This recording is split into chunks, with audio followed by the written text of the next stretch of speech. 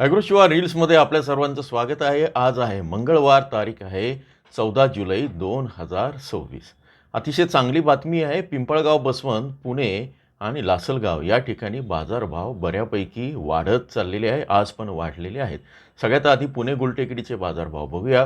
पुण्यामध्ये 60 ट्रकची आवक झाली. Best premium 24-25, super big size 24-25, extra coconut 26 रुपये, जनरल मार्केट 22-23 रुपये आणि ॲव्हरेज क्वालिटी जी आहे ती आता 19 वरनं 20 ते 21 रुपयापर्यंत आलेली आहे. तर पुण्याची ही परिस्थिती आहे. पिंपळगावची काय परिस्थिती ते बघूया.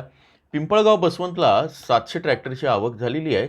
सकाळी पिकअपचे जे लिलाव झाले साधारण 9:30 पर्यंत, त्यामध्ये हलकी पाटणा 22 ते 22.5, चांगली 22.5 ते 23, कलकत्ता 23 ते 23.5, कोलंबो 23.5 ते 24.5 रुपये. बारीक गोल्टा गोल्टी विकला जातोय 16 ते 16-17 रुपयापर्यंत, 17-18 रुपयापर्यंत. चांगली गोल्टा गोल्टी जातोय 20 ते 21 रुपयापर्यंत. आतापर्यंत जे वरचे भाव 26 रुपये निघालेले आहेत. मात्र ट्रॅक्टरचे लिलाव बाकी आहे, ते आणखी वर जाऊ शकतात.